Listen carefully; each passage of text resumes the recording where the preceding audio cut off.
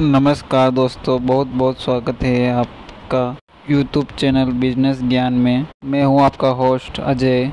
मैं आपके लिए लेकर आया हूं कुछ नया। हाँ जी दोस्तों, हम आपको इंस्पायर करने के लिए एक ऐसी स्टोरी बताने जा रहे हैं। किसी भी बिजनेस की शुरुआत छोटे लेवल पर ही होती है। परिवार का कोई भी व्यक्ति आना वाली पीढ़ी को कोई खास विरासत देकर जाता है। उसी तरह से एक कहानी भारत में बहुत प्रसिद्ध है। फ्रूट ब्रांड हल्दीराम की भी एक हल्दीराम भुजिया, सेव, सोन पापड़ी, अन्य की कई नमकीन का स्वाद हमारे जीभ पर चढ़ा हुआ है। परंतु मैं शुरुआत से ही शूर ब्रांड नहीं था, बल्कि यह भारत के छोटे से शहर बीकानेर के छोटे से व्यापारी द्वारा शुरू की गई छोटी सी दुकान थी, जिसने न केवल खुद करोड़ों का स्थापित कर दिया, बल्कि अन्य कई लोगों को भी रोजगार दिया। हमारे इस वीडियो में हल्दीराम के इतिहास, उसके विकास की कहानी और वर्तमान स्थिति के संबंध में उसको संपूर्ण जानकारी देने की कोशिश करूंगा। हम आगे बढ़ने से पहले आपको हमारे बिजनेस ज्ञान सब्सक्राइब नहीं किया तो जल्दी से हमें सब्सक्राइब कर बेल आइकन को प्रेस कर दें, जब नया वीडियो आपको नोटिफिकेशन मिल जाए। चलिए दोस्तों, बात करते हैं हल्दीराम के इतिहास के बारे में।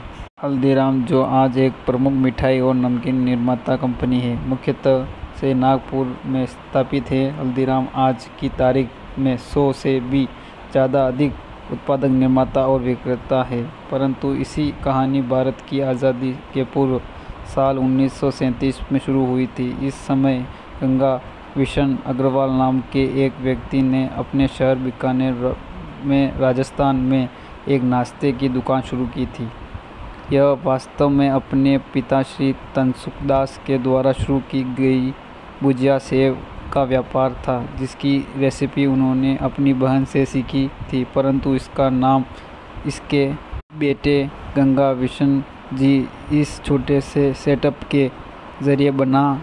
इस व्यापार को आगे बढ़ाने का श्रेय तनसुखदास जी के छोटे बेटे रामेश्वर जी को जाता है। जब इन्होंने अपनी बुआ की बनाई हुई रेसिपी में थोड़ी से और फ्लेवर ऐड किए और बना दिया इसे और जायदार, और क्या फिर देखते ही देखते लोगों के जुबान में यह स्वाद ऐसा चढ़ा, उनकी दुकानों के आगे भीड़ होने लगी। एक छोटी सी दुकान धीरे धीरे करोड़ों के व्यापार में तब्दील हो गई। इन्होंने भुजिया सेव के व्यापार आगे बहुत बढ़ाते हुए भारत के कलकत्ता में हल्दीराम भुजिया वाला नाम से एक दुकान शुरू की, और यह दुकान हल्दीराम की सफलता के लिए महत्वपूर्ण कदम साबित हुआ। जिससे मेहनत से तनसुखदास जी ने इस बिजनेस को आगे बढ़ाया, उसी मेहनत से उनके परिवार के लोगों ने भारतीयों के जायदे को समझकर और अपनी एक जगह बना ली। वर्तमान में हल्दीराम के मैन्युफैक्चरिंग प्लांट नागपुर, कलकत्ता, दिल्ली और बीकानेर ऐसी बहुत सारी जगह पर हैं। इस अलावा हल्दीराम के स्वयं के रिटेलर के स्टोर और कई रेस्टोरेंट नागपुर और दिल्ली में हैं। इनका स्वाद इतना इफेक्टिव है कि भारत के अलावा अब इस कंपनी के उत्पादक अन्य कई देशों जैसे न्यूजीलैंड, कनाडा, श्रीलंका, संयुक्त राज्य अमेरिका, ऑस्ट्रेलिया, जापान, थाईलैंड सारे देशों में निर्यात होने लगा। हल्दीराम ने अपना पहला मैन्युफैक्चरिंग प्लांट कोलकाता में डाला था और उसके बाद 1970 में कंपनी का एक और बड़ा प्लांट दिल्ली में बनाया गया। दोस्तों, हल्दीराम मार्केटिंग की बात की जाए तो यह बहुत बड़ा ब्रांड है।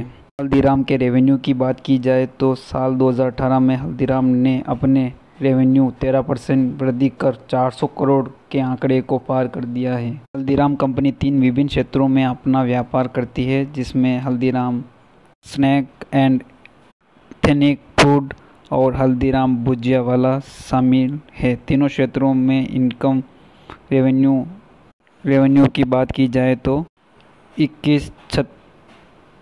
2136 करोड़, 1613 करोड़, 298 करोड़ यह आंकड़े प्रदर्शित करते हैं। अच्छा भारतीय खाना विदेश कंपनी को भी पछाड़ देता है। इसके अलावा हल्दीराम जैसी कंपनियों युवाओं के लिए एक उदाहरण है कि कैसे एक छोटी सी शुरुआत करके खुद को सेट किया जा सकता है। मुझे उम्मीद है आपको यह हल्दीराम की कहानी अच्छी लगी होगी।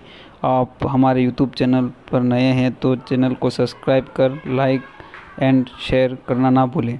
धन्यवाद।